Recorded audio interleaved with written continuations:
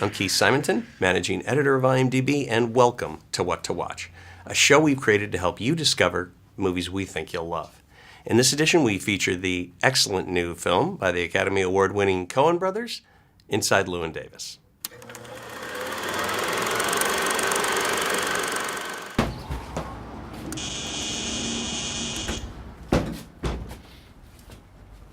Yeah? Hey, it's me, Llewyn. Yeah? Can I come up? No.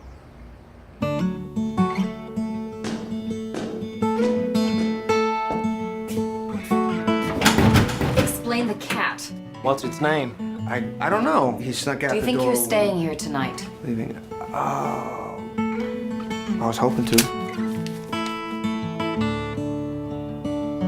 So, I can't stay here tonight. If I had wings like Noah's dove.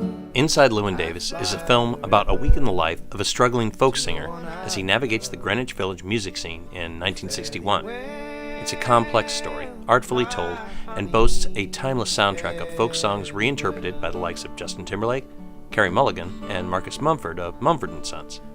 But the film is anchored by Oscar Isaac, who gives a breakthrough performance as Llewyn, a talented musician eager for success while striving to remain true to himself. The Coen brothers not only gave Isaac the role of a lifetime, they've surrounded him with the kind of rich, nuanced characters we've come to expect from the filmmakers who gave us The Big Lebowski and Raising Arizona. Mel! How you doing, kid? I think they're the best filmmakers working right now, and I think that it's a particularly different movie for them, though. You know, there's a sincerity to it, and there's a real personal, a personal sensitivity that's in it. That you know, you really see their affection for New York, for this music, this time, and really for what it means to be an artist, and a recognition of how success and failure is on a knife's edge, and it could just as easily go one way as the other, and how they have been so fortunate. I mean, I think they're geniuses, but they're lucky geniuses.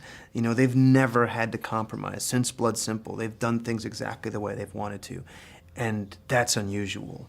For the rest of us, and particularly for Llewyn, it's a lot of struggle, and he doesn't want to compromise either, but he's running up against a lot of obstacles. Llewyn's a musician, so down and out he's dependent on the kindness of friends just to survive. He frequently crashes on the couch of Jim and Jean, a folk singing duo played by Timberlake and Mulligan. Llewyn also bunks with the Gorfines, but when he accidentally lets their cat out, he has to drag it all over the village with him. In desperation to succeed, Llewyn decides, cat in tow, to head to Chicago for an audition. To get there, he hitches a ride with the very silent Johnny Five, played by Garrett Hedlund, and the very loud Roland Turner, another classic Coen role for John Goodman in a bizarre and funny road trip. What'd you say you played? Folk songs. Folk songs. Thought you said you were a musician. Mr. Goodman, why is Roland Turner so awful to I'm Llewyn? still trying to figure that out. I just think he's got a full diaper. I think, you know, he's a guy that was given a great gift and made the best of it and then thought he needed more. And I think he's a reminder in the film of what maybe Llewyn could turn out to be if he doesn't watch his step. Once in Chicago, Llewyn, hoping to be discovered, auditions for the great Chicago showman Bud Grossman, played by F. Murray Abraham.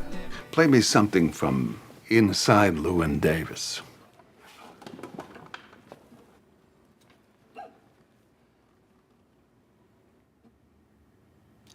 Okay. That one little scene had such impact, but I think it's really one of the essential scenes in the film because it does explain very succinctly the crap that these musicians have to go through. That was a beautiful scene. The film is brimming with the music of the time, courtesy of T-Bone Burnett, the musical genius who also produced the music for the Coens' Oh Brother, Where Art Thou? And True Grit. There's some interesting realities about music, about movies and music. And one is, well, first of all, music is like a special effect in a movie. It's a heightened reality. So when you play music, something else is happening other than just the action. The other thing is that in a film, even if a song's supposed to be bad, it has to be great. Because if you put a bad song in a movie, the bottom falls out of the movie because it's just bad. So all you need is somebody to say, that's a bad song, and then they can play a great song, and the audience will still go along with it, right? The audience will still go along with it's a bad song, even though they know it's a great song. So there's this kind of irony that takes place, and the funniest, the saddest song could get the biggest laugh, and the funniest song could be taken very seriously. Either of those things can happen. It's all where they fall in the storytelling. The supporting cast includes Adam Driver of Girls fame as Al Cody, another hard luck musician, and Stark Sands as a daft but likable crooner named Troy Nelson, who is one part of a trio that includes Jim and Jean.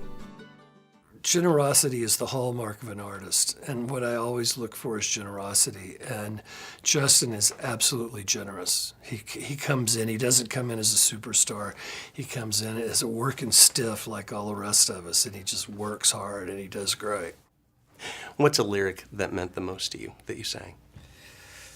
I think that line, I wouldn't mind the hanging, but the laying in the grave so long.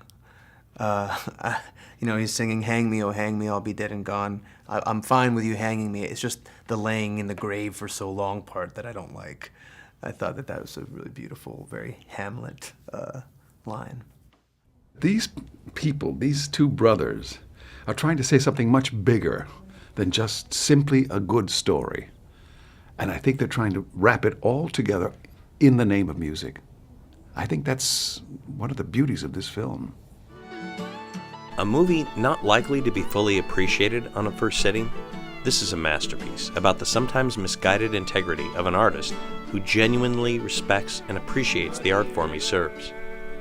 Oscar Isaac performs his own songs and makes us believe in Llewyn Davis, a folk singer who both adores and despises the challenging muse he's called to follow.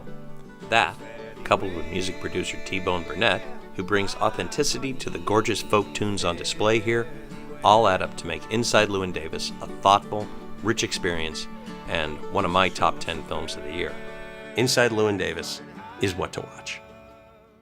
Inside Llewyn Davis opens nationwide December 20th. To get local movie showtimes and buy tickets, go to our mobile apps or visit imdb.com/showtimes.